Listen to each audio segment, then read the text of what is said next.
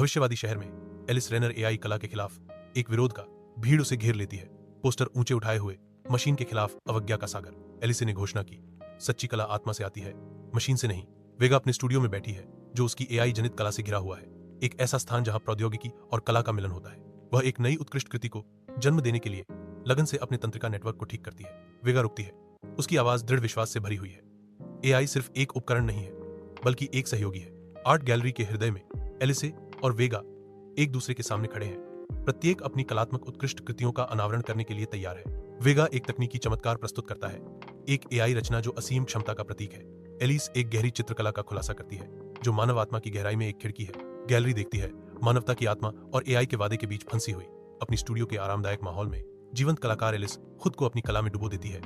उसकी युवा आत्मा उसके सामने आने वाली चुनौतियों से बेफिक्र है। जैसे ही उसकी गुरु की बातें गूंजती हैं, कला में सच्चाई और जज्बा होना चाहिए, एलिस के स्ट्रोक और भी बोल्ड होते जाते हैं। उसका जुनून कैनवास को कच्ची, ईमानदार अभिव्यक्ति से प्रज्वलित करता है। लंबित चुनौतियों के बावजूद एलिस की रचनात्मक भावना मंद नहीं हुई है।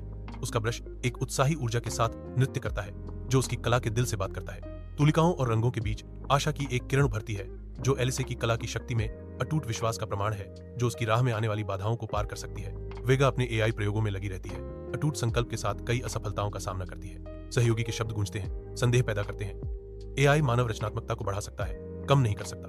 अथक प्रयास से वेगा को एक सफलता मिलती है। मुठभेड़ के बाद एलिस और वेगा आर्ट गैलरी की शांति में मिलते हैं।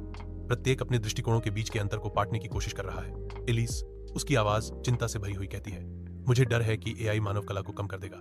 वेगा आशावादी लहजे में जवाब देते हैं, एआई मानव रचनात्मकता को बढ़ा सकता है अगर हम इसे सही तरीके से इस्तेमाल करें। वे एक समान आधार ढूंढते हैं, आगे की यात्रा के लिए अपनी शक्तियों को एकजुट करने के लिए एक आपसी समझौता।